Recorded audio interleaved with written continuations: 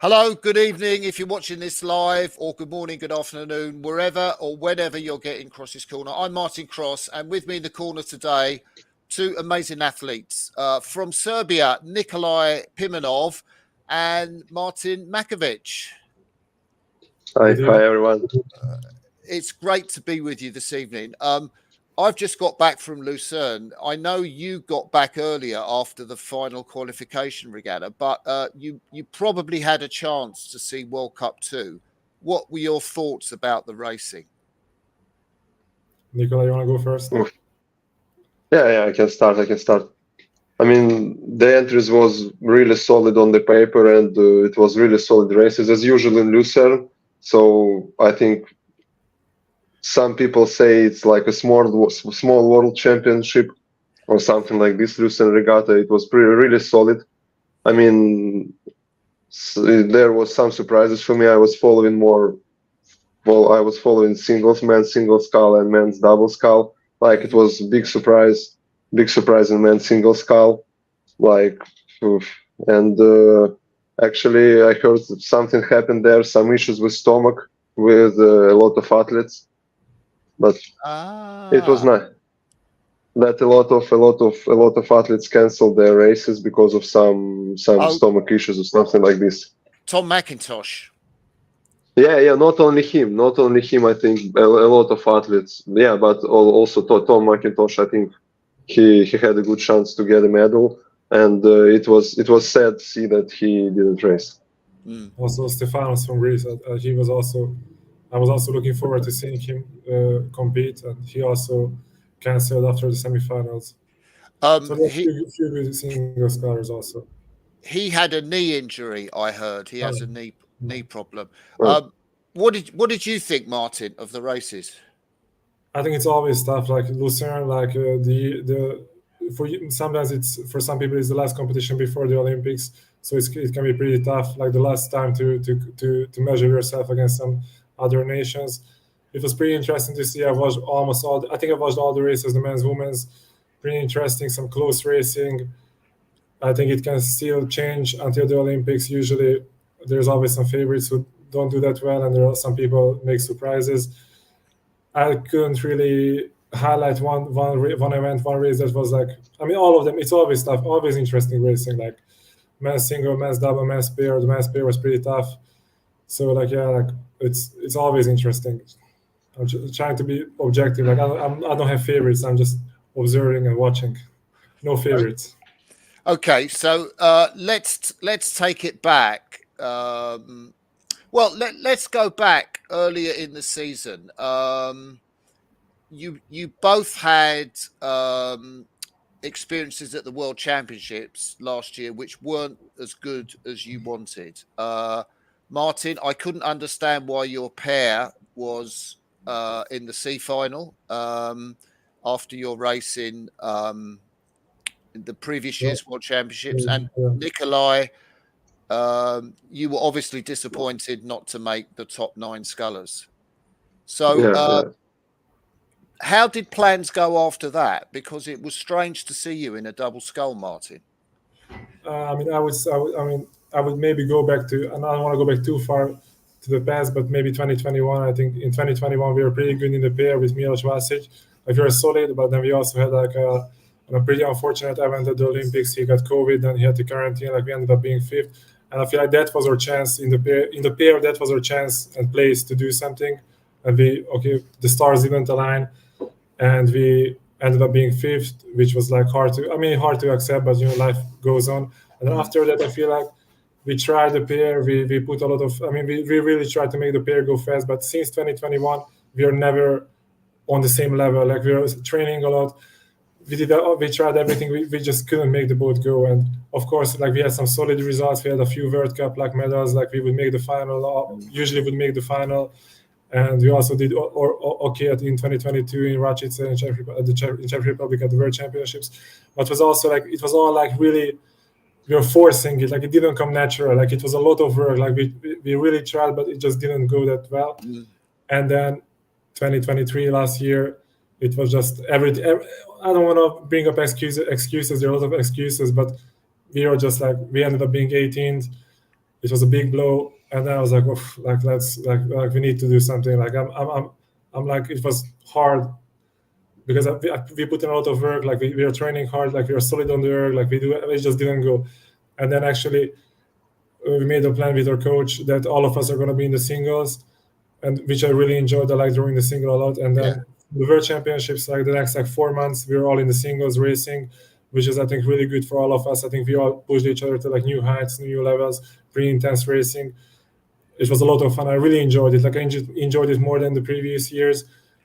But then our plan was to try the pair again, and we went back to the pair. We tried it for 1 or 2 months. It was a little bit better than before, but still like not perfect, but it was okay. It was pretty good. And that was like, okay, like I started to believe again in the pair. Like, okay, let's go, let's do this. Like Lucerne is close. Like we're always solid on the Lucerne course. And then Nikolai was continuing the single. He also improved a lot in the single. And then we went to different training camps this year. We went to more training camps than usually. We went to France, then we went to Spain, then we went to Italy. And in Italy, we were supposed to race in Piediluco in the pair with Milos. And things were actually going pretty well. I was pretty satisfied with how we rode. Like we had some pretty good speeds compared to Nikolai. And we also have the women's singles car, Joanna Arsic. She also improved a lot this year. Last year she was also good, but she made another step. It's good to measure ourselves with her. She's quick, she's fast. And then we were supposed to row the pair. We went to Piediluco. We went to the race course. We did like 2-3 sessions. And then on Friday we were supposed to have the first race. And then from Thursday to Friday, like we were sleeping, and I'm waking up. Like Milos is doing something, and like he wakes up, and his elbow is like he got like an elbow infection out of nowhere.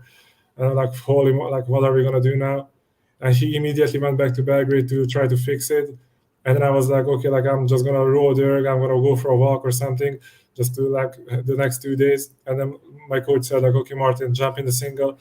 It wasn't my boat, it was Milos's boat. It was okay, just jump in the single, you will race the single, I will try to enter you. And the next day you will row the double with Nikolai. And then actually, I don't want to talk too much, but we also tried last year. Nikolai and Dar just jumped in the double for some reason. He was supposed to row with another guy. He also got injured. We jumped in the double at the nationals and we crushed it. I think we went really quick. Like first row we went like 6:15, 6:16. Like we actually went pretty quick, which was good. Yeah. But then I knew from that moment like this double like has some potential. Then we ended up racing the singles. Nikolai won. I was a little bit behind. I was third. And the next day we just jumped in the double for the first time after like a few months. We did pretty well. And then Milos recovered after 10 days. He was out for 10 days. Then we had the trials. Like 3 or 4 days after he came back from his injury, we had the trials against another pair, which we lost. And those were the trials for the Europeans and for Lucerne. Yeah. Then that was like a big blow for us. But I didn't feel that defeated. Like, I felt like it was almost out of our control that we lost. Oh, the other pair was better, definitely. Okay, they were quicker, like they won the race. It's okay, like hats off to them. But I feel like we were just really unfortunate with Milos. Like we had a lot of unfortunate things, and then our plan was with Nikolai Stojic, our coach, and Nikolai Nikolai needs to go in the single, the Europeans qualifiers, but then the double could be good. Like I was also like hoping, okay, this double can go. And then you want to take over, Nikolai. I don't want to talk too much.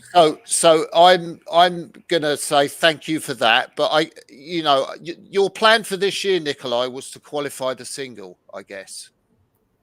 For this year, yeah, I will try to ask your question before about World Championship in Belgrade here. Yeah, go on. I mean, it was a tough year. I changed a lot. Like I came here to Serbia, like I changed everything, and I also changed the boat class. I rode probably all my life in a men's quadruple, and I get into the single, and it was really tough. It's a big changes, and for sure in single, it seems to me that you need to have a big experience how to race. It's totally different. It's more like mind games, like you need to be tough here, tough there. You need to be more stable. Like it's more like a chess game, like something like this. Mm-hmm. And I think it just was not enough experience for me at the World Championship. I felt really good, so I felt strong, but maybe I was not ready mentally, or it was not enough experience for me. So I think during last winter I fixed it, and this spring probably I had a lot of regattas in Banyoles. It was like not regatta, but some training with the other single scholars. Yeah. I was pretty solid there. Also the races in Pide Luco. It was like first big regatta this year, and I was solid in the single, and also after I expected it that we can be good in the double, but it was surprise for everyone that we just jump into the double and then won the regatta. And after it was Zagreb regatta, I raced against Nik Martin. And also, it's always good to have a race with the tough single scholars, with the fast single scholars, to see where we are. And we also at this regatta we had the national trials, as Martin told. And I also won this regatta. And before Szeged, before European qualification regatta, I was pretty confident. I was a little bit afraid, but it was good for me that I was focused on it. It was my target. I was aimed for it for last 1.5 years. And I came there also after Zagreb Martin get into the single because Milos was injured. And he was my sparring partner. Actually, I need to say thanks to the Martin because he's really solid in the single. Like he was my sparring partner, and sometimes races are more easy than training against Martin. Wow. Yeah, he helped me a lot. Actually, he helped me a lot in preparation to Szeged, and it was after first race I understood that I can do it. I just need to be stable and focused. And after we came back from Szeged, the crazy story started. So tell me about, because I know you've done the qualification regatta before in 2021. 21. Yeah. Tell me emotionally how it impacted you doing Szeged and then all the stuff that happened in the run up to Lucerne. Probably I can compare emotions. In 2021, I was really happy that we qualified. It was like a miracle. So, and this year, I realized how much more we trained, how good we was during the winter, during the spring, and when you know how much you made, like this is the result of hard work, and it not gives you so much emotions as when you're not expecting for it, So this year I for sure I'm happy with all these results this year, but I realized that it's just a result of hard work, of really, really tough work. So Martin, Nikolai comes back from Szeged and he is qualified for the Olympics. So then the plan is for you to try a double, but it doesn't work out because things happen. How much can you say about that? Oh, like it was pretty intense. I was hoping to get a chance to try the double. Like the plan was Nikolai has the quota in the single. Let's try the double. Like if you do really well, like if you do well, then we'll come back. Maybe we have 2 weeks to make a decision, and then we will try to compare the results. Like talk with the coach, like see what the better option is. Like that's the only thing I wanted. Like I just wanted to get a chance, but then things turned pretty intense because we don't have the best relations within the federation. Like I don't want to get too much into the political stuff, but we had a lot of troubles in the federation in the previous few years, and a lot of trouble. Like we don't feel that supported by them, and we don't have it's really intense. And then they didn't want us to row the double.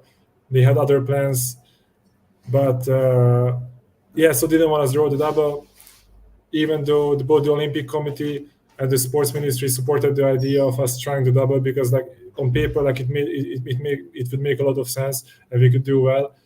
But it turned really intense with the federation. Like they just said no way. Like they were really trying to hold on to their power because we have the Olympic Committee, the sports ministry, but at the end of the day the federation needs to enter they need to make the entries. And I don't want to get into the whole reason, but for not sports results and for for some because of some things that are not related to sports, they didn't want us to row, like it's complicated, and they said like no way, like you're not gonna row, like even though like we had like all the arguments, I think we had all the good arguments, and it made a lot of sense. They said no way, no way. I feel like they just wanted to get rid of me, kind of. I feel like that they wanted me to stop, they wanted me to quit for different reasons. It would be better. I feel like that's my subjective thoughts, but I think they would. For the federation, it would be better if I wouldn't keep on rowing. Yeah, okay. And because I'm also like half Hungarian, like I'm pretty good friends with the Hungarian team, and like they're just like I go to Hungary, like row for them, like they're gonna have less trouble. Like it's gonna be easier for them to do what they want to do if they have less like senior rowers. Like they don't really focus on the senior results. Like it's not their goal to win an Olympic medal. And then they crushed me. Like they said, there's no way you can row. Like they shut down the whole thing. Even though we had like some strong people behind, but if we had the Olympic Committee supporting the idea, the sports ministry, they said no way, we have the final word, like we are not going to send you, and that was like devastating for me. Like then I just came home, I was like, okay, like what am I going to do? Like we had a pretty unfortunate Olympics in 2021. Like this, I trained pretty well. Like I feel like things were out of my control. And I'm not going to be able to race. Okay, we lost the trials to the pair, of course, but yeah, I feel like it wasn't because of. It was out of my control. They said you can't race. Okay, and then I kind of kept on training a little bit on my own. I kept on rowing the single, and I was like making some plans about the future. Like I was okay, the Olympics are done. Like I turned the page. I was like focusing on maybe trying to do handling the single, focusing next year, like doing some private stuff in my life, and then actually. I was done with the whole. I mean, I was done with Lucerne. I was done with the Olympics. I was over the whole thing.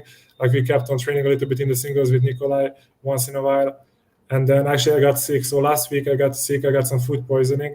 I had like some really pretty big issues with my stomach. I had some stomach ache for 2-3 days. I had like a little fever, and then on Friday morning, I was like feeling pretty depressed in my bed. Like I was in my bed until like 10 a.m. and then my coach calls us like. We had like a conference call and see that it's my coach and Nikolai's in the conversation. I was like, what is Nikolai doing here? Like, it's a little bit, why is he here? And I immediately knew, like, when I saw Nikolai's name and his face, I was like, oh, it maybe something with the double. Oh. And then our coach told us that there might be a chance that we will be able to raise the double. But I was feeling sick. I was like, well, like the race is tomorrow. Like, what are we gonna do? And then Nikolai said, "Oh, let's go." Like if Nikolai says go, like I'm going. And then we packed in like I packed in like 15 minutes. I just threw in some stuff in my bag. We got to the airport. Like I'm still feeling sick. Like and we're like, okay, we're going. We go to Lucerne. We got there pretty late at night. Like we didn't really know where are we gonna stay. Like we had to find like it's pretty hard to organize something there. Like we had to find a place to stay. And then FISA was, the Virgin was, they had like an executive meeting about the whole situation because there was another Serbian double who was entered. Yeah. But the only reason that they entered them is that they block us or entry with Nikolai. Like we knew from the moment that double, also the reason that double went to the Europeans was so that we can go to Lucerne. It's a long story, but we knew from the moment they entered the double that they don't want to go. So that other guy is also from our club. And we knew they had no intentions of sending the double to Lucerne. They're not even training. Like none of those guys wanted to row with each other. Like they just wanted to make the entry, so we can't go. And then it was a little bit like it was strange for everyone. And I don't want to get into the details, but in the end they canceled the double, and then they saw like okay, like there might be something with our case because there was also some other troubles with the Serbian Federation. And then thank God, or not thank God, thanks the executive committee, we got a chance to race. So tell me about the races, Nikolai, because you had some fast doubles. You had to qualify for the final, and Martin has said he was not 100%. So what was going through your mind? Oof. As I said, I just finished 2 years before this day. I just finished European qualification regatta, and I was pretty tired, like not physically but also mentally. I was on the bottom, so I just needed some time to recover emotionally, mentally, And at this moment, after session, I was at home. Like I also felt pretty sad about Martin, about the whole situation, that we will not go. And I got this call, as Martin said, it was really unexpected. I didn't expect it, and it was like a good surprise. The coach asked us, "Will we try?" I say, "Yeah, for sure." I wasn't thinking 5 seconds. I told immediately, "Yeah, let's go." So we're ready to fight. Yeah. And after this, the crazy journey starts. Like we packed the stuff, we jumped into the plane, came there. We even still didn't know will we race or not. We went to the training session, and only after training session we got the message from World Rowing that we were able to race. And you know, it was I don't know how to explain. We were so much happy that we are on Lucerne, on the Lake of Gods. Yeah. And I think I never was so happy that I can race somewhere. Can I just sorry to interrupt you, but I just want to add one detail about our boat. So actually, there was a good boat, the old boat from the Sinkovic brothers in Serbia, the legendary boat. But the federation hid that boat, so we can't row it. Even so, we can't touch it.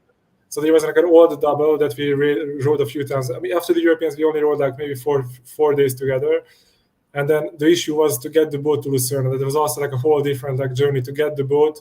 When we find out that he might be able to race, then there's a good guy from our club. He's an old rower. He's working at the club now. He just took his own car, put the boat on the trailer, and started driving 20 hours without stopping. He barely made it there. Alive. And then we also just had to rig the boat. Like I was like, let's go. Like, there was, I mean, when we find out that we can race, like there was like, yeah, let's do it. That's crazy. So what was the racing like? I mean, how nervous were you? Or I mean, we was so happy that we can race, and we have no other emotions. Like we was so happy that we are able to race, and we were ready to accept every result. Qualify, not qualify. I mean, we was so happy that we can show ourselves, and the heat was pretty solid. We realized that we are not perfect. We can all rate high, row on the high rates, and yeah, but we can push. We can push. Yeah, and the semis. Yeah, the semi was also pretty solid. We get into the final from the first place in the semis. We knew that Americans are really solid and fast. They prepared for this race last year, and we just came from airplane without training. It was like adventure. Like, okay, at least we can try. It was like a casino. We put everything on zero. The Serbian influence, Nikolai, the casino, the Serbian influence. Something that's interesting, and I read about it in Tom Ransley's excellent article for Row 360, but you also said about that you are half Hungarian, and of course, Nikolai, you have come from Russia, so the two of you are a really interesting mix in Serbia. Can I make a bad joke? A Russian communist and a Hungarian fascist. That's a bad joke. Yeah, that's a bad joke. Yeah, I know what you mean. So maybe, Nikolai, can you tell anything of your story of coming from Russia to Serbia? Is that possible? Yeah, sure. I mean, you all know the reasons why the athletes banned nowadays in Russia and Belarus and so on. And and also, as you know, my mother is Ukrainian and my dad was born in Moscow in Russia, so it's a pretty tough situation for my family. And I decided that I want to improve in sport. That's my life. That's my whole life, and I was looking for possibilities to go somewhere. I went to Serbia to finish the masters in Belgrade, and also I got an option from the club to start rowing for the club, and they pretty fast realized that I'm a solid athlete because they saw the results and so on. And I just came here. The whole my life was in the one suitcase, and that's it. I came here. I got no payment, no place to stay, so it was, my target was rowing, so that was my motivation. And when we went to the training camp, I packed all my stuff into my suitcase, and it was all my life that I had. I came here when I was 25, 2 years ago, and that all that I had for my 25 years of living. Yeah. In one bag. Yeah. And that was, and also it's a good motivation actually. Like it's a good motivation. You need to do all your best on the training, on the regattas to got something. My impression is that the Serbian people, or this is a generalization, are very intense about lots of things. The football matches between Red Star and Partizan. Yeah. What's your experience? What is it like for you to be Serbian now? Oh, I'm really proud of it. I'm really proud of it because it's also Slavic. It's also Slavic country, and I'm an Orthodox, and Serbia is also Orthodox country. So the culture is pretty similar, and but the big difference that people here are, as I usually say, they can love hot and hit hard. Yeah. Yeah. So that's my experience. Yeah, and I really enjoy here. I'm really enjoying to be here. And also, you have got married recently as well. Yeah, so tell us about that. Oh, on 13th of January, I got married with Yelena Rybinska. She is a rower. She got a silver medal in Tokyo in women's pair, and she came here with me because we are together a little bit less than 4 years, so pretty long time. And I want to say that I love you. I love her so much. Probably she's watching it now, and I want to say thanks for her support. That she risked, she supported me here. She came here, and I had no chance not to marry her because I really appreciate her support. It was really hard sometimes to be separated, but she makes me happy, and she's the person who always supports me, my family, and she's my family now. So wow, that's fantastic. Yeah. Thank you, Martin. And so, tell us about your Hungarian background and how that fits in with being Serbian as well. So, back in the 16th century, I'm just kidding. I'm not going to start that far.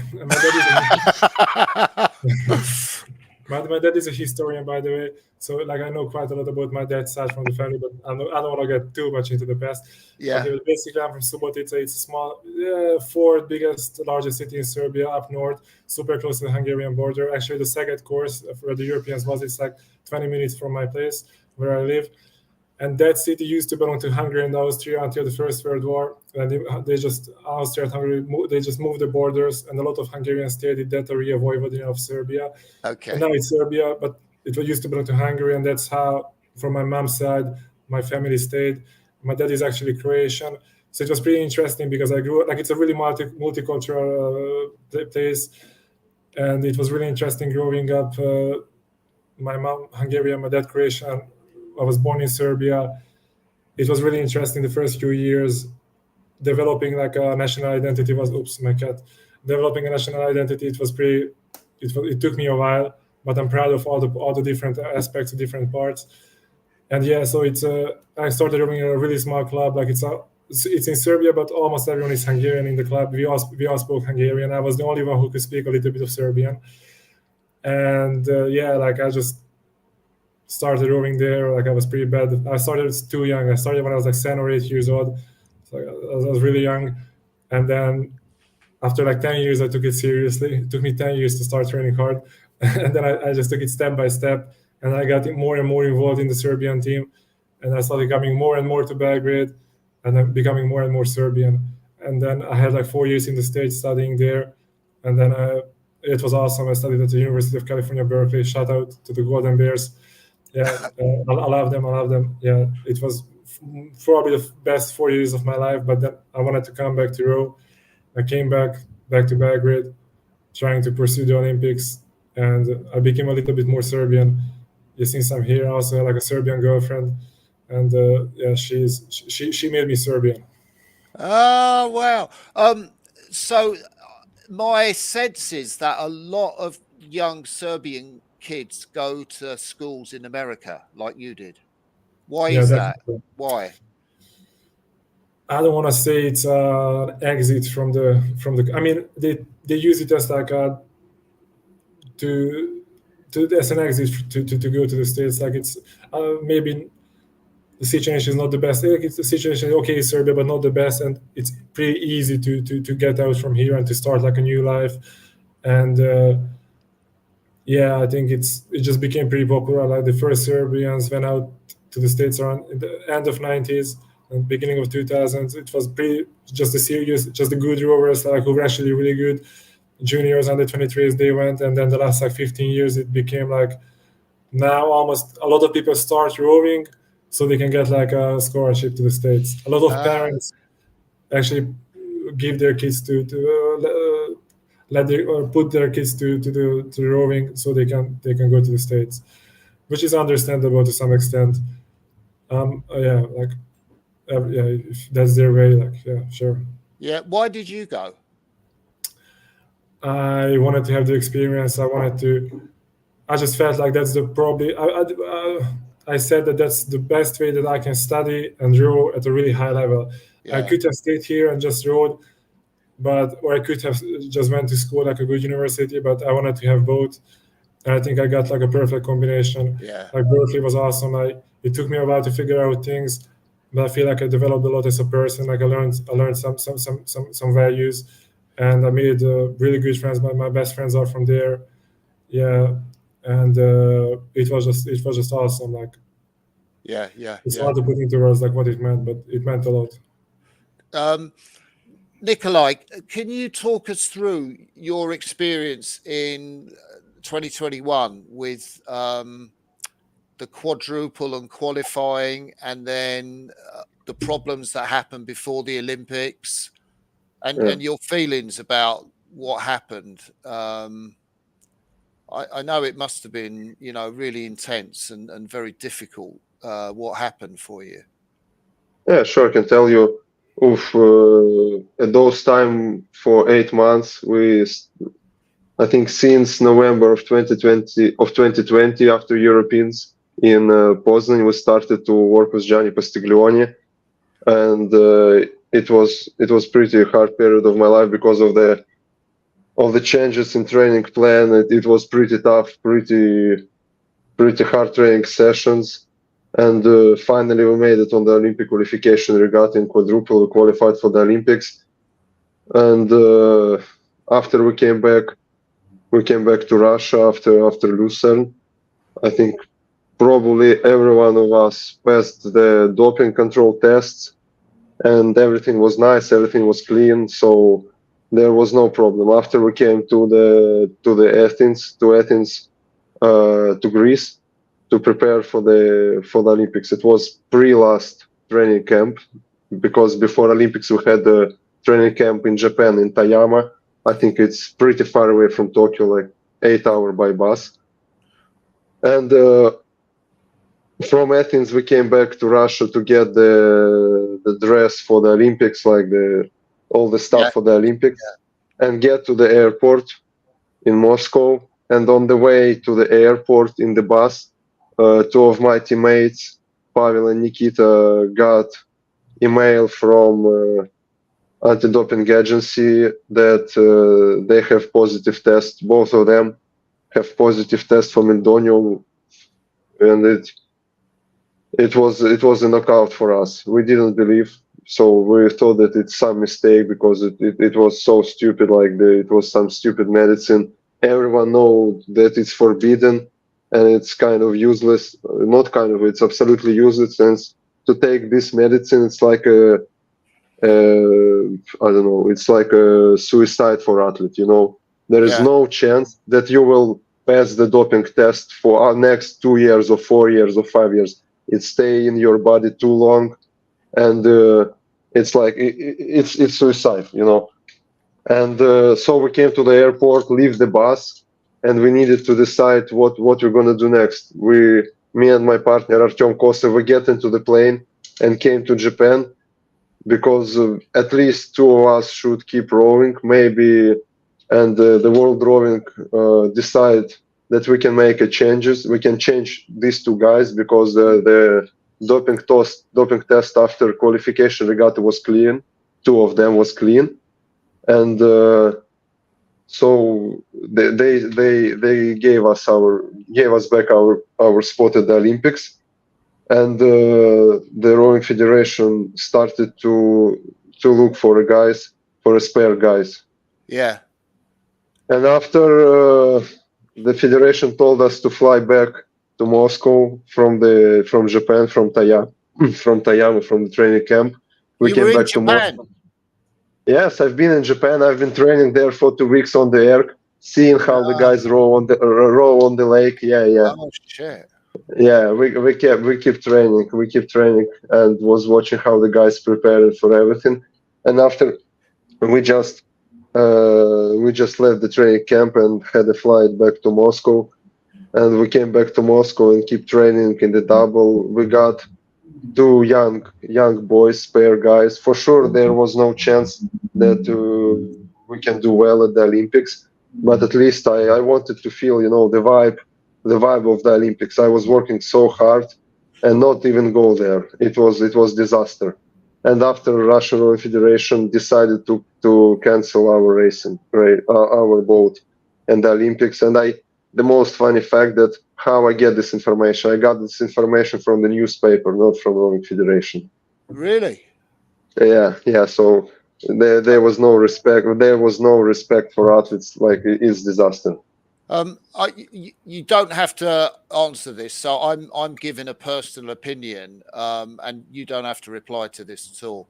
But my opinion is that RUSADA, the Russian doping agency, would be capable of making up a test because they were under so much pressure at that time that they said, "Oh, we'll find two rowers. It doesn't matter. We'll find them positive."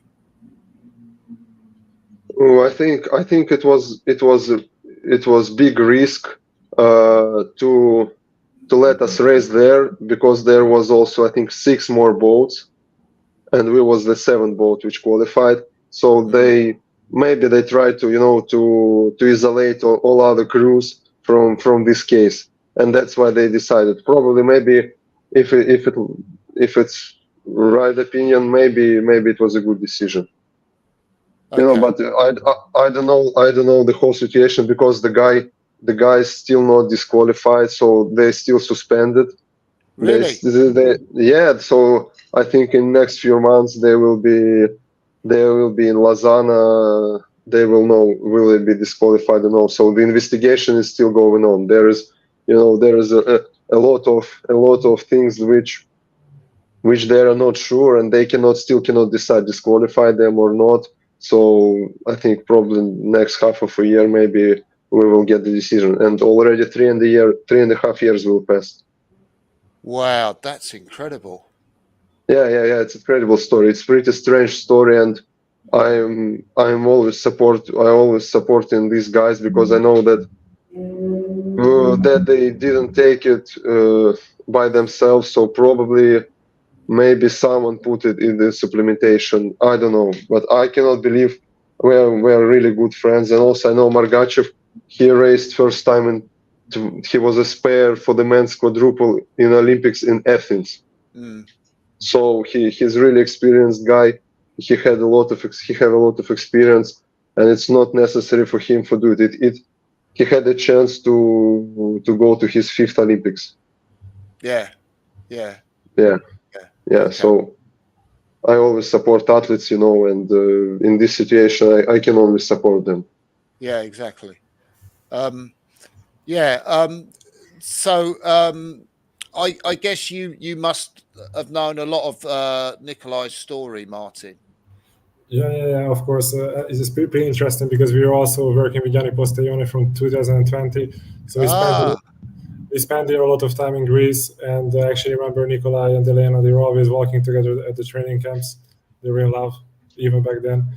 And then, it was us, the Serbian team, just a few of us, the Russian team, a big team, big Russian team, the Greek team, and sometimes Lithuania was there, and I don't know, maybe someone else. So we trained there together. We did some pieces together before the Olympics in 2021. We did some trainings together, which was nice. I remember Nikolai from the quad, big strong guy in the quad. I remember him. And and then of course, like I think we became pretty good friends the moment he came to Serbia. And I know the story. Like it's unfortunate. It's hard to know the truth exactly. Like it's a hard, complicated situation. So I was looking, Martin, at your record on World Rowing, and it was like you first went to the World Championships. I think was it in 2013? Did I see that right? Year before that, I think 2000. It was in Plovdiv in 2012, I think. In 2012, as a senior World Championships. No, it was the junior. I saw your junior record. Yeah. When did you first go to a senior World Championships? It was a very young age, I think. The senior champion. I mean, no, I went to Europeans in 2014 before I went to the States. We put together 4, like the Europeans were here in Belgrade, so it was easy to send a 4. So development 4 were not that good. And then while I was studying in the States, I would only do under 23s with my old pair partner Victor. And we would just he went to UW, to Washington. I went to Cal, like 2 biggest rivals. Like we didn't love each other, and then but we were still there. Like we had it caused a lot of tensions. We were pretty good friends before that, and then it didn't help our relationship.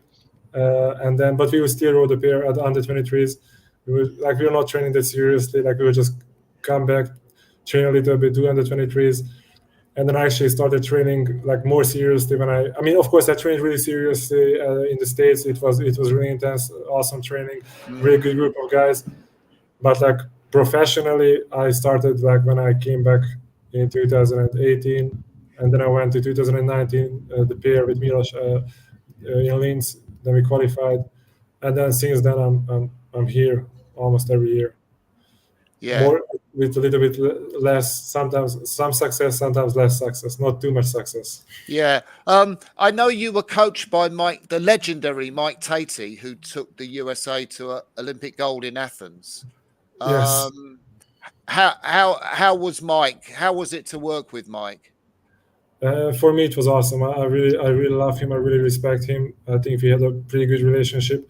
It took me a while to I mean, I feel like I always respected authority. Like I never had an issue with like authority, and I feel like I just had to work on my reputation because maybe Serbians didn't have the best reputation in his eyes. Not all of them. I don't know. Maybe there were some troubles before, so I had to work pretty hard in the beginning. But I mean, he's a really smart. I mean, he's a genius. He's a genius. Like like he knows people. Like he can see through people, and it didn't take him a long time. Like I wanted to row. I really wanted to row. I wanted to give my best. I wanted to help the team, and he saw that, and then because of that, we had a good relationship. I learned a lot from him. He was awesome. Like he's also like a life coach. He was coaching me about like different philosophies about life. But I really had a good time with him. Like it was awesome. I'm really grateful to have the chance to be coached by him. Yeah. Nikolai, I know one of the biggest influences in your life was obviously your dad, Yuri. Yeah. Can you talk a bit about Yuri now? Yeah, for sure. You can ask whatever you want. Yeah. So I guess with your mother was a rower as well. Yeah. And your dad. So maybe it was inevitable that you would be a rower. Actually, my mother was a two times junior world champion in the single scull and in the women's double. Wow. So after she got injured, really serious injury, and she decided to make a family. So my parents have a really big difference in age. So my father is older for 14 years Wow. than my mother. Yeah. So she was 20, he was 34 when they get married. So father already retired from rowing. He was like a big star, the big rowing star. So it's really nice story. It's really nice story. And actually, I was training volleyball for 6, maybe 7 years because my elder sister Alexandra, she's elder me for 3 years.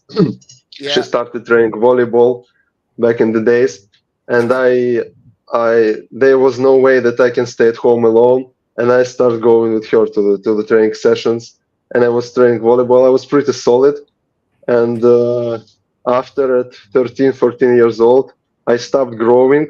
I was, I think, 170 tall, and I started to become a little bit more fat every year, and that's why my coach told that maybe I have no future in volleyball, and my father told, yeah, especially now I'm 201. Oh, wow. I grew up pretty late. I grew up pretty late, and my father told me like, head up, you can try rowing. It's the best time. 14 years old, he told that it's the best time to start training rowing. And I came to the rowing course in Moscow, and it's amazing. They renovated it, and it was amazing. I think he was in Moscow. You raced in Moscow Olympics. Yeah, he did. Yeah. Yeah, Silver medal. Yeah. He got this. And did you race there in Moscow? Yeah, bronze. Yeah, bronze. Yeah, I mean it's you know that it's a nice course. It's pretty beautiful place. Yeah. And I was 14 years old. I fell in love. Actually, I was growing. When I was growing, I all time watched the races with my father, Olympics, World Championships, and so on, so on. So I met rowing pretty early. So, and I started rowing in 14 years old, and after that I fell in love. It was the course was crazy far from my house. It takes me at least 1.5 hours to get to the course from my house. Yeah, because Moscow is crazy big. You cannot pretend how big is it now. And it takes me 1.5 hour one way, 1.5 hour back home. There was a crazy traffic. So I was so motivated. I was so motivated because I love rowing so much to make this way almost every day. Yeah. That's how my career started. And of course it was influence of my dad, and also my uncle, Nikolai. And but they never made pressure on me. You know, I had a coach, Oksana Dorodneva, my first coach. She got a bronze medal in Sydney in women's squad. Oh wow. Yeah. And she was my first coach, and my father trusted her 100%. And he told, "I'm not getting into the process. I respect you. You're a coach. He's an athlete. I'm just a dad. I'm watching from the side." And she never rushed me in training process. I was studying at school. After I was studying in the civil engineering university, and I finished it. And I was also row this time not serious. I started row seriously, go to the training camps and so on. I think at 19, maybe at 20 years old. So. Yeah. You know, I was make long steady state sessions, some gym, and that's it. I never was successful when I was a kid at under 19. I think my best result was 10th place in single in the nationals. Yeah. So I never been successful. I never been successful as a junior. But the second year in under 23, we got the silver in Plovdiv in under 23 quadruple scull. And the same year we won the nationals, and we went to the Sarasota to the seniors world champion. So everything happened in 1 year. Yeah. Where did you get your English from? Because I know Yuri spoke English, your dad. Yeah, I think my dad's biggest motivation to speak English was you.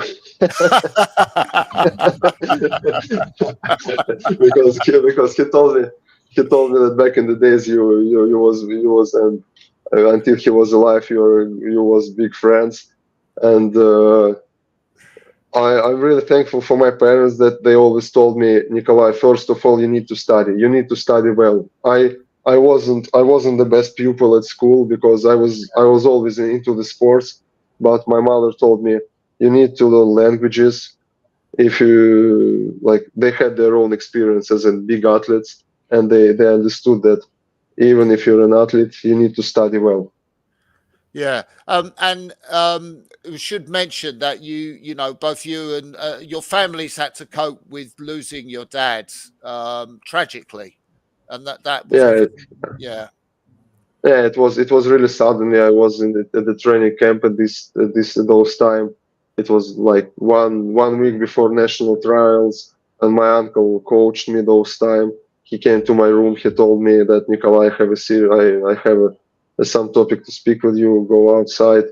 And he told me that my father waked up in the morning with my mother. They had a breakfast, and he had, I don't know how to say it in English, thromboembolia. So like get to his thrombosis. lungs. Yeah, Yeah. And I mean, he died in 30 seconds. So I mean, it was really unexpected. He was healthy. He didn't smoke. He didn't drink last like 20, 25 years. He was training 3 or 4 times a week on the air. Like he was active, and it was really suddenly. I mean, no one expected it. yeah. Yeah. Yes. Thank you for that portrait of Yuri and your dad, and I loved it very much. Martin, tell us about your coach, Nicholas Stojic, because he's a bit of a legend. He coaches so many crews. He used to coach a lot of crews. Now it's only the single and the double or the single. So now it's only 2 boats or 3 boats. Yeah, he's a legend. Like he's a legend. I remember him like from back in the day. Like when I started rowing, my dad was like watching newspapers. Like he knew Lavi Stojic and his partner, so I knew the name from a young age. He had like a pretty long career. He also studied in the States. Then when he came back from Brown, he got pretty good results in the pair. They got second and third in the pair, and then in 2000 they were supposed to be, they were favorites for the Olympics. They ended up being 5th. 2004 again the Olympics, they ended up being 5th. Then he went in the pair 2008. He went in the pair again in 2012.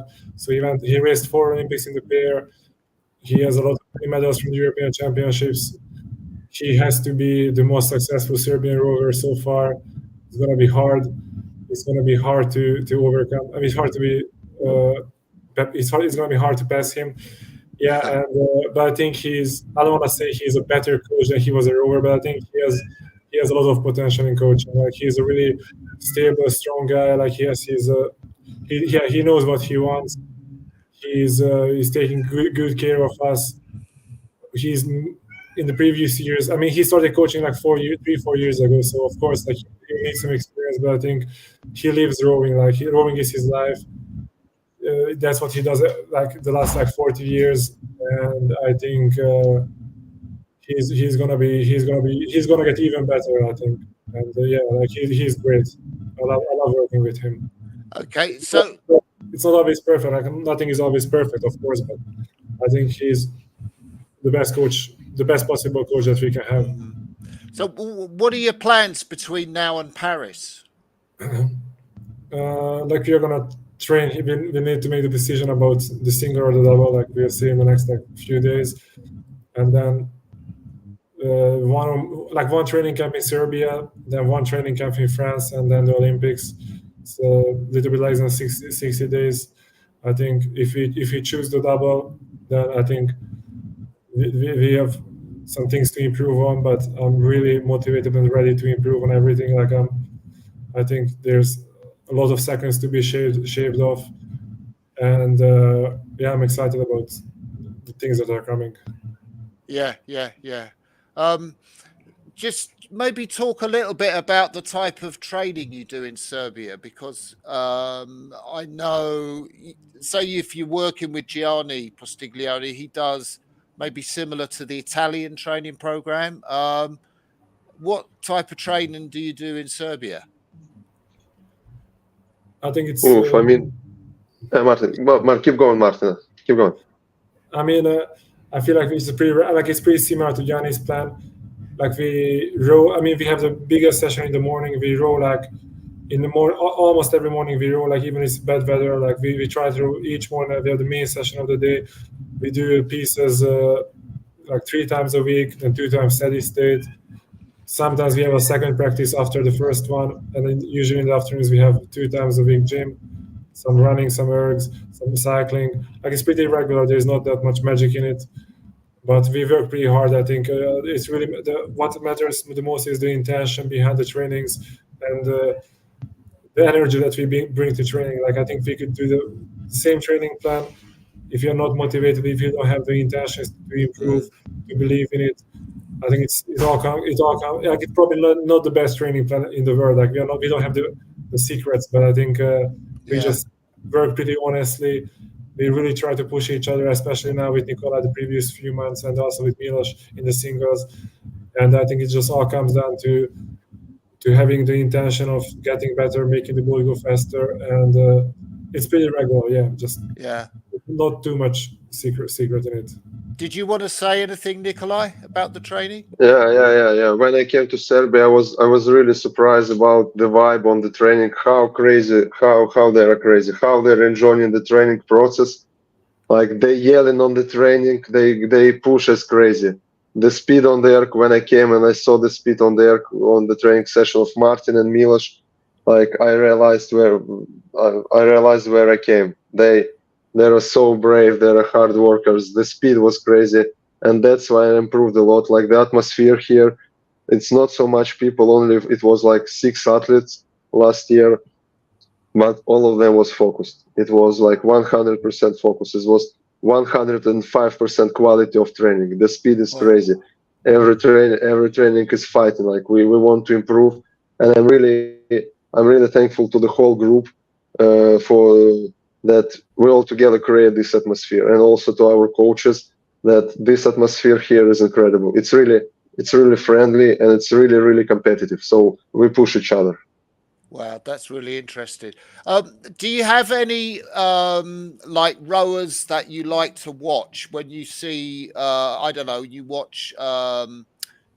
We talked about Lucerne, but technical people that row really well that you think of that you enjoy watching. The Hungarian men's pair, the finish of the Hungarian men's pair. I like those guys. They were my idols when I was young, but then I caught up with them pretty quickly. Now they are my good friends. I respect them. Like they have been rowing that pair for a long time. They just take it pretty easy in the beginning and the middle of the race, but sometimes they can sprint big. I like their sprint. I'm trying to learn the sprint. Yeah, I remember in 2017 in Sarasota, you might remember the Cox pair. Nick, the Cox pair. That was unreal. It's one of the best sprints ever. Yeah. How about you, Nikolai? Do you like looking at any individual rowers or scullers or crews? Probably my favorite was Olaf Tufte back in the days, and I'm happy that I raced against him in the quadruple.